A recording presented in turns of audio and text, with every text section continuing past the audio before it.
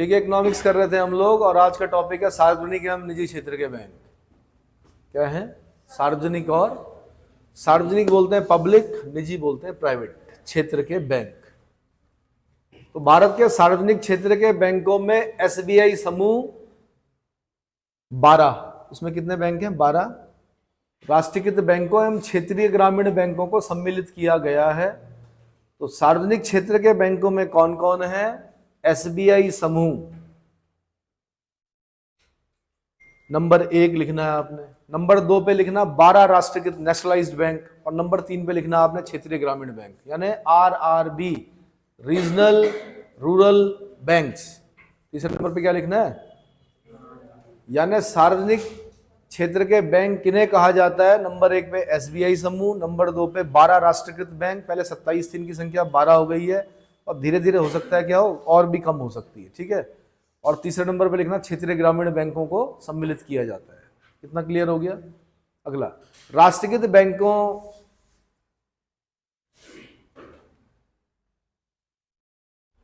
ऊपर कीजिए। Nationalised bank हमने पढ़ ही लिया था, अब हम पढ़ रहे हैं आरआरबी के बारे में। किसके बारे में? Regional rural banks. 1975 में 1975 को हाईलाइट करना है आपने, नरसिंहम समिति को हाईलाइट करना है आपने की अनुशंसा की रिकमेंडेशन पर ग्रामीण बैंक की स्थापना 2 अक्टूबर 1975 को की गई थी। कब की गई थी? 1970, 2 अक्टूबर, गांधी जयंती। गांधी जयंती के 2 अक्टूबर को गांधी जयंती होती है, किसी और की भी जयंती होती है? बिल्कुल, लाल बहादुर शास्त्री, है ना। 2 अक्टूबर 1975। कुछ लोगों को आज ही पता चला होगा कि लाल बहादुर शास्त्री की भी क्या होती है? जयंती 2 अक्टूबर को ही होती है। हाँ जी, क्या जयंती बोलते हैं जिस दिन जन्मदिन होता है, पुण्यतिथि बोलते हैं जिस दिन डेथ होती है। एक साथ 5 क्षेत्रीय ग्रामीण बैंक स्थापित किए गए, उत्तर प्रदेश में मुरादाबाद और गोरखपुर। ये पहले वाले ग्रामीण बैंक है भाई, मुरादाबाद, पीतल नगरी, गोरखपुर। कौन? योगी जी यही के हैं। हाँ, गोरखपुर को अब हम किनका नाम जानते हैं? गुरु गोरखनाथ की भूमि है, पर अब हम बोलते हैं कि योगी जी, है ना। कौन? वास्तविक नाम अजय सिंह बिष्ट जी, है ना। हरियाणा में भिवानी, नाम सुना होगा आपने, भिवानी। राजस्थान में जयपुर तथा पश्चिम बंगाल में मालदा, मालदा एक्सप्रेस सुना है? मालदा में इन बैंकों की स्थापना की गई। तो ये प्रारंभिक बैंक है। 2 अक्टूबर 1975 को कितने? 5 क्षेत्रीय ग्रामीण बैंक, मुरादाबाद, दूसरे नंबर पे गोरखपुर, तीसरे नंबर पे भिवानी, चौथे नंबर पे जयपुर, 5वें नंबर पे मालदा। इन बैंकों की स्थापना का उद्देश्य दूर दराज के, उद्देश्य पता होना चाहिए, क्यों? नाम से ही पता चल रहा है, रीजनल रूरल बैंक्स, है ना। दूर दराज के ग्रामीण क्षेत्रों के लोगों को बैंकिंग सुविधा प्रदान कराना, क्योंकि नेशनलाइज्ड बैंक, एसबीआई समूह हर जगह नहीं मौजूद हो सकता था, इसलिए आरआरबी की स्थापना की गई। आगे आगे बढ़ो भाई।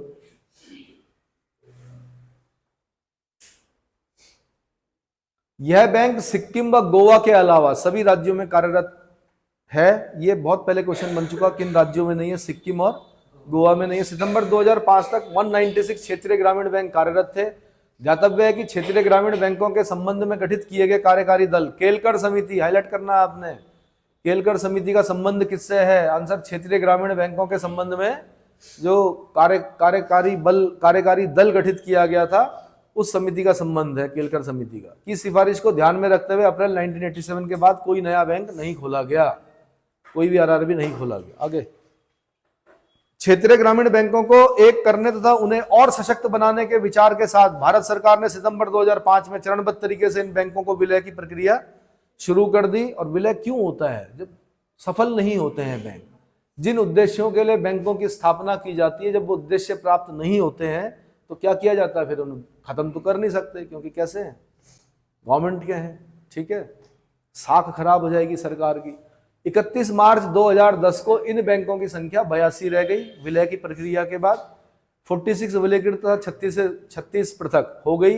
पुनः 31 क्षेत्रीय ग्रामीण बैंकों को 13 नए क्षेत्रीय बैंकों में विलय कर दिया गया। इस प्रकार मार्च 2017 तक इनकी संख्या 56 थी, जो घटकर अप्रैल 2019 को 49 हो गई है। धीरे धीरे इन सब का विलय कर दिया जाएगा। क्षेत्रीय ग्रामीण बैंक के पूंजीगत आधार को मजबूती प्रदान करने के लिए 1100 करोड़ रुपए की केंद्रीय सहायता को मंजूरी केंद्रीय मंत्रिमंडल ने 10 फरवरी 2011 को संपन्न बैठक में प्रदान की। लेकिन इन बैठकों की पूंजी में केंद्र सरकार, राज्य सरकार व प्रवर्तक बैंक का योगदान क्रमशः कितना कितना, ये बहुत पहले क्वेश्चन बन चुका, 50, 15, 35% होता है।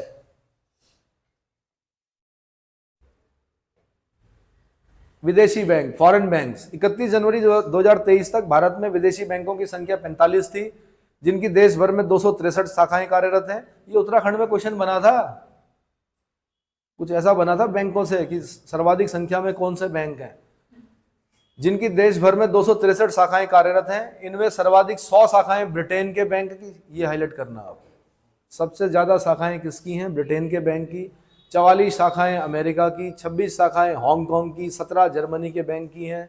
भारत में स्थित ये क्वेश्चन बना हुआ है यूपीएससी का। स्टैंडर्ड चार्टर बैंक, ब्रिटेन का बैंक, सर्वाधिक शाखाओं वाला बैंक है। भारत में सर्वाधिक शाखाओं वाला बैंक कौन है? Standard chartered bank, SCB। हो गया। उसके बाद आगे हम सहकारी बैंकों में कोऑपरेटिव बैंक्स। भारत में सर्वप्रथम सहकारी संस्था की स्थापना बड़ौदा रियासत ने की थी। ये क्वेश्चन बन चुका है यूपी में शायद, कि सबसे पहले सहकारी संस्था की स्थापना किसने की थी? आंसर बड़ौदा। जब भी नाम बड़ौदा आएगा तो मराठों में पढ़ेंगे हम बड़ौदा के गायकवाड़। क्या पढ़ेंगे? बड़ौदा के गायकवाड़, इंदौर के होलकर, ग्वालियर के सिंधिया, नागपुर के भोंसले। मैच करने के लिए आता है हिस्ट्री में, ठीक है। 1904 में सहकारी समिति अधिनियम पारित किया गया था। सहकारी बैंकिंग के लिए आरबीआई ने अधोलिखित कदम उठाए यथा, दिखाइए। भारतीय रिजर्व बैंक ने भारत में कदम उठाए, भाई कहां गए कदम, कहां गए?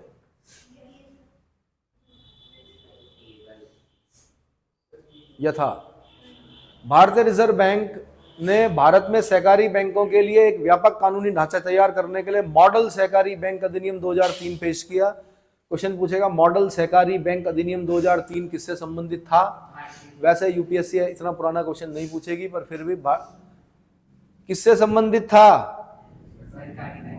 सरकारी नहीं, सहकारी, कोऑपरेटिव, ठीक है। इस अधिनियम के तहत ऐसा हुआ ना, कुंभकर्ण ने तपस्या की। क्या की? तपस्या की। और वो इंद्रासन को प्राप्त करना चाहता था, इंद्र के आसन को प्राप्त करना चाहता था। अब क्या हुआ कि परमपिता ब्रह्मा या जो भी प्रकट हुए तो उन्होंने कहा वरदान मांगो। अब देवता जो थे वो परेशान हो गए, उन्होंने कहा कहीं अमृतत्व कर इंद्रासन ना मांग ले। तो जीभ पर सरस्वती बैठी और जब बोलना था इंद्रासन तो मुंह से निकल गया निंद्रासन। तो कभी कभी अर्थ का अनर्थ हो जाता है। एक ह और र में अगर अंतर कर दिया तो क्या हो सकता है? नंबर कट सकता है। हो सकता है वो सरकारी बैंक भी लिखे, हो सकता है सहकारी बैंक भी लिखे, उसमें बुरा मानने वाली बात नहीं है, और मानते भी हो तो कोई दिक्कत नहीं। मेरा काम क्या है? मैं शिक्षक हूँ, है ना, मेरा अधिकार है आपको क्या करने का? डांटने का। तो शब्दों को थोड़ा पकड़ना सीखो। मैं ये बोल रहा हूँ, क्या करो? पकड़ मजबूत करो। किस पर? शब्दों पर, ठीक है। बैंकिंग अधिनियम 2003, मॉडल सहकारी बैंक अधिनियम 2003 का संबंध है, इंग्लिश में भी बोलो, कोऑपरेटिव। इस अधिनियम के तहत सहकारी बैंकों के गठन, विनियमन, प्रबंधन के लिए प्रावधान किया गया कि सहकारी बैंकों का गठन कैसे करेंगे, विनियमन रेगुलेट कैसे करेंगे, प्रबंध मैनेजमेंट कैसे करेंगे, इसके लिए प्रावधान किया गया, जिसमें जमा करने, उधार देने, अन्य बैंकिंग कार्यों के लिए नियम और विनियम निर्धारित किए गए। क्या किए गए? आरबीआई ने सहकारी बैंकों को क्रेडिट गारंटी कवर प्रदान करने के लिए क्रेडिट गारंटी योजना की स्थापना की। आरबीआई ने सहकारी बैंकों को क्रेडिट गारंटी कवर प्रदान करने के लिए क्रेडिट गारंटी योजना की स्थापना की। भारत में सहकारी बैंकों का गठन 3 स्तरों वाला है, 3 टियर सेटअप है। राज्य सहकारी बैंक, संबंधित राज्य में शीर्ष संस्था होती है। इसके बाद केंद्रीय या जिला सहकारी बैंक जिला स्तर पर कार्य करते हैं, और तृतीय स्तर पर प्राथमिक ऋण समितियां, प्राथमिक आपको अपने गांव के अगल बगल दिख जाएंगी प्राथमिक ऋण समिति, यहां भी दिख जाएंगी आपको इस क्षेत्र में, ठीक है, जो कि ग्राम स्तर पर कार्य करती है। सहकारी बैंक केवल निर्धारित क्षेत्र में ही अपना कार्य सीमित रखते हैं। उदाहरण के लिए राज्य सहकारी बैंक, जो कि शीर्ष संस्था सहकारी बैंक है, का कार्य क्षेत्र एक राज्य विशेष ही होता है। इसी प्रकार केंद्रीय सहकारी बैंक किसी एक जिले विशेष में ही कार्य कर सकता तथा सहकारी ऋण समितियां यानी प्राथमिक ऋण सहकारी समिति किसी एक स्थानीय क्षेत्र में ही अपना कार्य कर सकती है, ठीक है। एटीएम बेटीएम मेरे ख्याल से मुझे नहीं लगता कि इनका होता है, नहीं होता, मतलब पासबुक लेके जाना पड़ता है, एंट्री करानी पड़ती है, छोटी मोटी अमाउंट का ट्रांजैक्शन होता है, बहुत बड़ी अमाउंट मुझे नहीं लगता कि एकदम से दे पाते होंगे, समय मांगते हैं। फिर एसबीआई इनका शायद क्लियरिंग हाउस होता है, फिर या इनका जो वो बैंक होगा जिस बैंक से क्या होगा, क्लियरिंग हाउस होगा। वाणिज्यिक बैंकों पर बैंकिंग विनियमन अधिनियम 1949 की सभी धाराएं लागू होती हैं। कॉमर्शियल बैंक्स पर बैंकिंग विनियमन अधिनियम 1949 हाईलाइट करना है, बैंकिंग रेगुलेशन एक्ट 1949 की सभी धाराएं लागू होती हैं, जबकि सहकारी बैंकों पर इस अधिनियम की कुछ धाराएं ही लागू होती हैं। दो स्टेटमेंट बना के दूंगा, दोनों स्टेटमेंट ऐसे ही दूंगा। वाणिज्यिक बैंकों पर बैंकिंग रेगुलेशन एक्ट 1949 की सभी धाराएं लागू होती हैं। दूसरा स्टेटमेंट बना के दूंगा, सहकारी बैंकों पर बैंकिंग रेगुलेशन एक्ट 1949 की कुछ धाराएं लागू होती हैं। दोनों स्टेटमेंट सही है। दोनों स्टेटमेंट क्या है? अतः सहकारी बैंकों पर रिजर्व बैंक का नियंत्रण केवल आंशिक होता है। सहकारी ढांचे के अंतर्गत केवल राज्य सहकारी बैंकों को ही भारतीय रिजर्व बैंकों के पास पहुंचने का अधिकार प्राप्त है। क्लियर हो गया? अगला, प्राथमिक साख समितियां। इन समितियों की स्थापना कृषि क्षेत्र की अल्पकालीन ऋणों को हाईलाइट करना है आपने। कम समय के लिए जो ऋण लिए जाते हैं, माना मैं किसान हूं, मुझे आवश्यकता है क्या करने की, खेतों को क्या करने की, कुछ करना है, मतलब मुझे ग्रीन हाउस टाइप बनाना है या कुछ करना है, और उसके लिए मुझे पैसा चाहिए अल्पकाल के लिए, यानी फसल का उत्पादन होते ही मैं क्या करूंगा, वापस अल्पकालीन ऋणों की आवश्यकता की पूर्ति के लिए की गई है। एक गांव अथवा क्षेत्र में कोई भी कम से कम 10 व्यक्ति मिलकर एक प्राथमिक साख समिति का निर्माण कर सकते हैं। ये समितियां प्राथमिक कृषि साख समितियां भी कहलाती हैं, प्राथमिक कृषि साख समितियां भी कहलाती हैं, तथा सामान्यतः यह उत्पादक कार्यों के लिए अल्पकालीन 1 वर्ष के लिए ऋण देती है। अल्पकालीन ऋण मतलब 1 वर्ष के लिए ऋण देती हैं। अब है केंद्रीय सहकारी बैंक। केंद्रीय सहकारी बैंक को जिला सहकारी बैंक भी कहा जाता है। इसका कार्य क्षेत्र एक जिले तक ही सीमित रहता है। यह बैंक सहकारी साख समितियों को आवश्यकता अनुसार ऋण प्रदान करते हैं, जिससे कि यह समितियां कृषकों तथा अन्य सदस्यों को समुचित आर्थिक सहायता उपलब्ध करा सकें। कृषकों तथा अन्य सदस्यों को समुचित आर्थिक सहायता उपलब्ध करा सकें। क्लियर हो गया? ठीक है। केंद्रीय सहकारी बैंक अपनी चालू पूंजी में राज्य सहकारी बैंक, स्टेट कोऑपरेटिव बैंक से ऋण लेकर वृद्धि करते हैं तथा सहकारी समितियों को ऋण देते हैं। केंद्रीय सहकारी बैंक अपनी चालू पूंजी में राज्य सहकारी बैंक यानी स्टेट कोऑपरेटिव बैंक से ऋण लेकर वृद्धि करते हैं। क्या करते हैं? यानी जिला सहकारी बैंक किससे लेता है ऋण? राज्य सहकारी बैंक से, ठीक है। और आरबीआई तक पहुंचने का अधिकार सिर्फ किसको है? राज्य सहकारी बैंक। जिला सहकारी बैंक आरबीआई से नहीं ले सकता। जिला सहकारी बैंक किससे लेगा? राज्य सहकारी। जिला और केंद्रीय एक ही है। जिला सहकारी बैंक या केंद्रीय सहकारी बैंक एक ही चीज है। वो किससे ऋण लेकर अपनी क्या बोलते हैं, चालू पूंजी में वृद्धि करेगा, तो वो राज्य सहकारी बैंक से ऋण लेकर करेगा। तथा सहकारी समितियों को ऋण देता है। जिला सहकारी बैंक किसको देगा? नीचे जो अगल बगल आपको गांव में या कहीं पर दिखेंगी, उनको क्या करेगा? ऋण प्रदान करेगा। इनके ऋण की अवधि भी 1 वर्ष से 3 वर्ष की होती है। 1 वर्ष से 3 वर्ष को हाईलाइट करना आपने। इस प्रकार अधिकांश केंद्रीय बैंक, राज्य सहकारी बैंक तथा प्राथमिक ऋण समितियों के मध्य अंतःवर्ती का कार्य करते हैं। ठीक। सरकारी बैंकिंग संरचना का एक फ्लो चार्ट बना रखा है। Agricultural, non agricultural. एग्रीकल्चरल में short and medium term loans, state cooperative banks राज्य स्तर, सेंट्रल और डिस्ट्रिक्ट कोऑपरेटिव बैंक जिला स्तर, प्राइमरी कोऑपरेटिव बैंक्स गांव स्तर, फिर long term loans, central land development bank और at state level, primary land development bank जिला और तहसील स्तर पर। इस फ्लो चार्ट को समझने की कोशिश कीजिए। नॉन एग्रीकल्चरल में स्टेट कोऑपरेटिव बैंक से नीचे सेंट्रल कोऑपरेटिव बैंक या डिस्ट्रिक्ट कोऑपरेटिव बैंक, उससे नीचे primary non agricultural credit societies क्या करती हैं, एम्प्लॉयर्स कोऑपरेटिव क्रेडिट सोसाइटीज और अर्बन कोऑपरेटिव सोसाइटीज।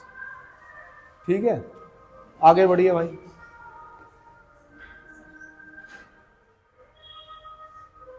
विकास बैंक या वित्तीय संस्थाएं, विकास बैंक या वित्तीय संस्थाएं क्या होती हैं? यहां विकास बैंक से आशय वित्तीय संस्थान एवं राष्ट्रीय विकास बैंक से है। वित्तीय संस्थाएं उन संस्थाओं को कहते हैं जो अपने ग्राहक एवं सदस्यों को वित्तीय सेवाएं प्रदान करते हैं। बैंक, भवन निर्माण, सोसाइटी, बीमा कंपनियां, पेंशन फंड कंपनियां आदि वित्तीय संस्थाओं के उदाहरण हैं। यहां से क्वेश्चन पूछेगा वित्तीय संस्थाओं के उदाहरण दीजिए। नंबर 1 बैंक, नंबर 2 भवन निर्माण सोसाइटी, नंबर 3 बीमा कंपनियां, नंबर 4 पेंशन फंड कंपनियां। किसके उदाहरण है? वित्तीय संस्थाओं के उदाहरण है यहाँ। ठीक है, आगे भारतीय औद्योगिक विकास बैंक बताइए। IDBI, इसकी डेट याद करनी पड़ेगी स्थापना की। Industrial development bank of India, भारतीय औद्योगिक विकास बैंक की स्थापना कब हुई? जुलाई 1964। 1976 में RBI से अलग, दोनों डेट याद करनी पड़ेगी। स्थापना कब हुई? 1964 में हुई। RBI से अलग कब हुआ? 1976 में हुआ। उद्देश्य बड़े तथा मध्यम औद्योगिक उद्यमों को वित्तीय सहायता प्रदान करना एवं उद्योगों के विकास में लगी संस्थाओं को बढ़ावा देना। रुक के पढ़ेंगे, याद हो जाएगा अपने आप। एक बार मैं रीड करके दे देता हूं। विशिष्टताएं, वर्तमान में IDBI अर्थात भारतीय औद्योगिक विकास बैंक में सरकार की 46.46 हिस्सेदारी है %, यानी 50% से कम है। इसका मतलब प्रबंधन सरकार के हाथ में नहीं है। ज्ञातव्य है कि सरकार ने भारतीय औद्योगिक विकास बैंक IDBI की स्थिति में सुधार के लिए 1 अक्टूबर 2004 को इसका निगमीकरण यानी कॉर्पोराइजेशन करके इसको एक वाणिज्यिक बैंकिंग कंपनी के रूप में परिवर्तित कर दिया था। यहां से क्वेश्चन बनेगा कि इसका कॉर्पोराइजेशन कब हुआ? IDBI का, industrial development bank of India का कॉर्पोराइजेशन कब किया गया? आंसर 1 अक्टूबर 2004 को। क्यों किया गया? स्थिति में सुधार करने के लिए। क्या करने के लिए? 11 अक्टूबर 2004 को RBI द्वारा एक अधिसूचना जारी करके, ऊपर कीजिए और ऊपर करके IDBI को RBI अधिनियम 1934 के तहत एक अनुसूचित बैंक बना दिया गया। 11 अक्टूबर 2004 को एक अधिसूचना यानी नोटिफिकेशन, अधिसूचना मतलब नोटिफिकेशन की जारी करके IDBI को RBI अधिनियम 1934 के तहत एक अनुसूचित बैंक बना दिया गया। ज्ञातव्य है कि 1990 में भारतीय लघु उद्योग विकास बैंक SIDBI की स्थापना के बाद IDBI के लघु तथा लघुत्तर इकाइयों को ऋण प्रदान करने संबंधी सभी दायित्व भारतीय लघु उद्योग विकास बैंक सौंप दिए गए। इसको खास ध्यान देना, आप समझ नहीं पाए होंगे इस लाइन को। Small scale industry development bank of India, small scale industry development bank of India, इसका मतलब पहले कुछ काम जो किसके पास था? IDBI के पास था। 1990 के बाद 1990 में SIDBI की स्थापना हो गई। जब SIDBI की स्थापना हो गई तो उसके बाद लघु तथा लघुत्तर इकाइयों को ऋण प्रदान करने का कार्य कौन करता है? वो SIDBI करता है। कौन करता है? अब IDBI नहीं करता है। कौन करता है? SIDBI। आगे बढ़िए।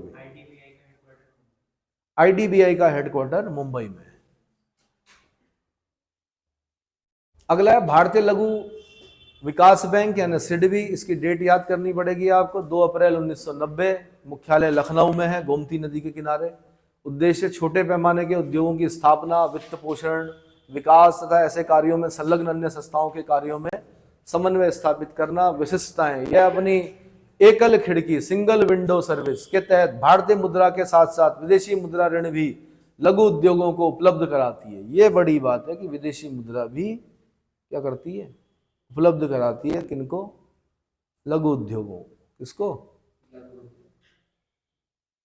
सिंगल विंडो सर्विस के तहत भारतीय मुद्रा के साथ साथ विदेशी मुद्रा, ये विशेषता है, ऋण भी लघु उद्योगों को उपलब्ध कराती है। सिडबी द्वारा 2011-12 में एक इंडिया माइक्रो इक्विटी फंड स्थापित किया गया।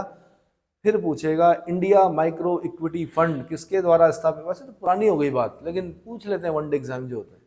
यूपीएससी मुझे नहीं लगता कि यहाँ से कुछ पूछेगी ऐसा।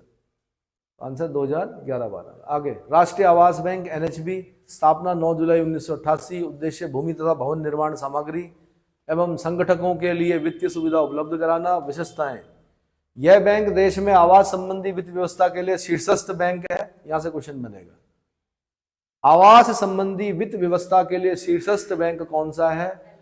बहुत आसान होता है, राष्ट्रीय आवास बैंक, या आवास से ही पता चल रहा है, NHB, national housing bank.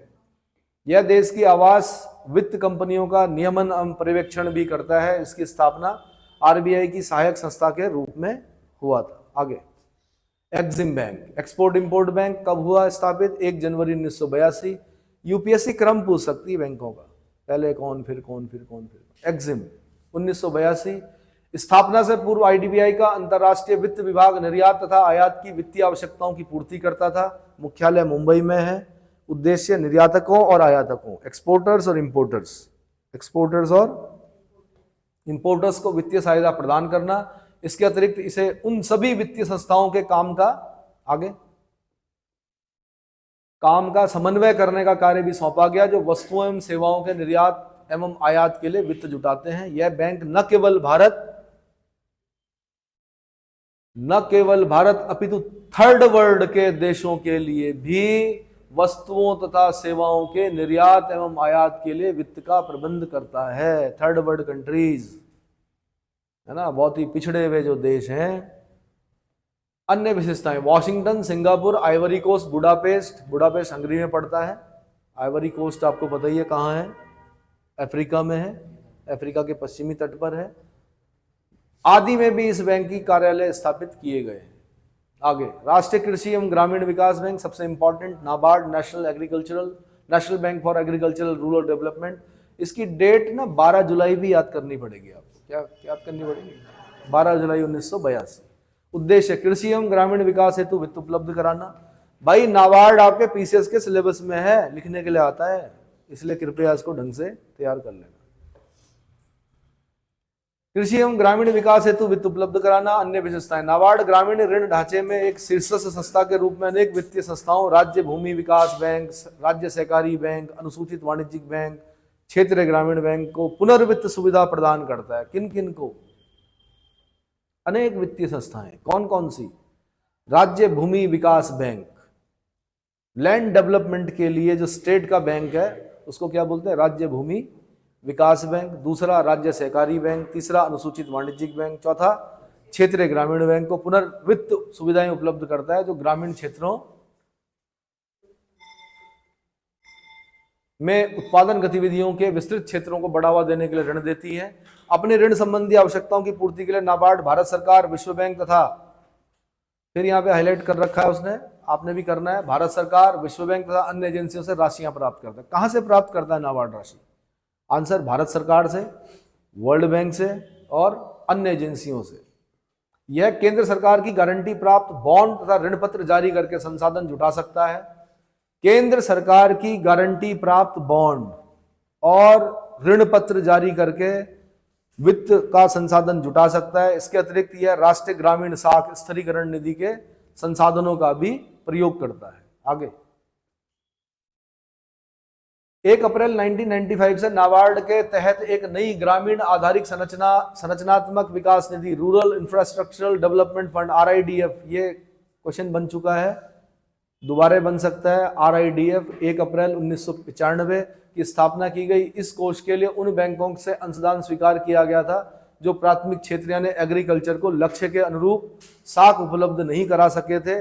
RIDF budget के दौरान वार्षिक रूप से घोषित की जाने वाली धनराशि के साथ वर्षानुवर्ष जारी रहा है। RIDF, rural infrastructural development fund, question बन चुका है, दोबारा बन सकता है। ठीक है, एक चीज बताई इसने यहां पर, इस कोष के लिए उन बैंकों से अंशदान स्वीकार किया गया था जो प्राथमिक क्षेत्र को लक्ष्य के अनुसार अनुरूप साख उपलब्ध नहीं करा सके थे। वही कुछ बैंक ऐसे थे जिनका उद्देश्य ही इसलिए बने थे वो कि एग्रीकल्चर को या प्राइमरी सेक्टर के लिए क्या करना है आपने, देना है, लेकिन उतना दे ही नहीं पा रहे थे। उनसे कहा भाई नहीं दे पा रहे हो तो इधर दो। क्या किया, RIDF की स्थापना हो गई। नाबार्ड की स्थापना के समय उसकी चुकता पूंजी पेड अप कैपिटल जो थी 100 करोड़ थी, जिसमें भारत सरकार तथा रिजर्व बैंक का बराबर 50-50 का योगदान था। समय के साथ चुकता पूंजी में वृद्धि होती गई तथा केंद्र सरकार और RBI की हिस्सेदारी भी परिवर्तित हो गई। अब नाबार्ड में केंद्र सरकार की शेयरधारिता, ये क्वेश्चन बन चुका है, दोबारा बन सकता है, 100% है। पहले इसमें 72.5% भागीदारी रिजर्व बैंक की थी। नाबार्ड संशोधन विधेयक 2018 के अनुसार अब RBI की हिस्सेदारी सरकार के पास हस्तांतरित हो गई है। इसकी अधिकृत पूंजी को 5,000 करोड़ रुपए से बढ़ाकर 50,000 करोड़ रुपए कर दिया गया है। नाबार्ड का कभी देखना ना आप, कितना कार्यक्रम चलते हैं। 50,000 करोड़ रुपए किसके लिए, प्राइमरी सेक्टर, है ना। भारतीय महिला बैंक ये बंद हो गया है, याद कर लेना। 19 नवंबर 2013 को खोला गया था, मुख्यालय दिल्ली में था, बंद हो चुका है। आगे आगे बढ़ो। मुद्रा बैंक, ये मोदी जी की देन है। 8 अप्रैल 2015 को स्थापित किया गया। उद्देश्य, मुद्रा बैंक योजना सुना है आपने, फुल फॉर्म क्या है मुद्रा की, micro units development and refinance agency. मुद्रा जब ये आया था तब इसकी फुल फॉर्म पूछी गई थी, ठीक है। युवा, शिक्षित और प्रशिक्षित उद्यमियों को मदद देकर मुख्य धारा में लाना। विशेषताएं, यह मुख्य रूप से सूक्ष्म तथा लघु, ध्यान रखना, सूक्ष्म तथा लघु उद्योगों के वित्त पोषण पर केंद्रित है। मुद्रा बैंक का तात्पर्य है micro units development refinance agency. इस योजना के तहत छोटे उद्यमों को 50,000 से 10 लाख रुपए तक का, 3 तरह के लोन मिलते थे, इसमें मिलते हैं। 50,000 से 10 लाख तक का कर्ज दिया जाता था ताकि प्रधानमंत्री मुद्रा योजना के तहत छोटे उद्यमों को मदद किया जा सके। आगे जाइए, ये हो गया मुद्रा वाला, इसको यहीं पे क्या कर दो।